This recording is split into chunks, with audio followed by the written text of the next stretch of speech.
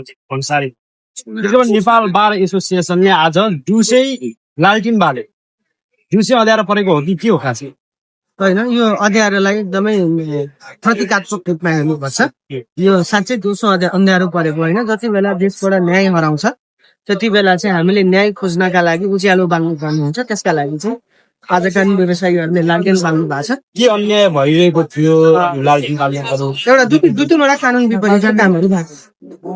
एउटा कुरा भएको के छ भने सर्वोच्च अदालतमा संवैधानिक परिषदको सिफारिस र संवैधानिक परिषद सम्बन्धी अध्यादेशको विरुद्धमा निवेदन पर्छ।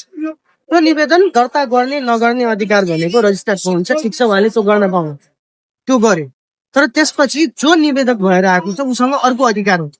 के अधिकार हुन्छ भने यो रजिस्ट्रारले गर्नु भएको के भन्छ दरपीठ भनेको कानुन बमोजिम छैन। यो निवेदन दर्तै हुनुपर्ने हो। सो दर्ता गरी पाऊँ भनेर चाहिँ फेरि जान पाइन्छ इजलासमा र त्यसको निवेदन दर्ता गर्नै पर्छ। हाम्रो हिजोको यदि त्यो आदेश पढ्ने हो भने त्यो आदेशबाट एकदमै डर लाग्छ। न्यायपालिकाको भविष्यमै एउटा सङ्कट आउने किसिमको एउटा बेहोरा चाहिँ के छ भने हुनेवाला प्रधान न्यायाधीशको ठाडो निर्देशनमा त्यो निवेदन दर्ता गरिएको थिएन। अब जुन न्यायाधीशबाट हामीले एक्सपेक्ट गर्ने हो कि न्याय निरूपण हुन्छ, उहाँले नै फल्नाको निवेदन दर्ता नगर्नु है भनेर यदि साँच्चै भन्नुभएको रहेछ भने यो हाम्रो लागि बडो दुर्भाग्यको कुरा हो।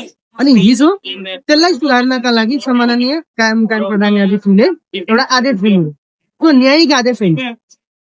त्यो न्यायिक आदेश होइन, अहिले त्यो विषयमा आउला। त्यो न्यायिक आदेश होइन, त्यो प्रशासनिक आदेश। जस्तै दर्ता गर्नु नगर्नु, दर्ता गर्नु भन्ने आदेश दिनु भनेको त्यो प्रशासनिक आदेश हो र न्याय प्रशासन भनेको प्रधान न्यायाधीश मार्फतमा रहेछ।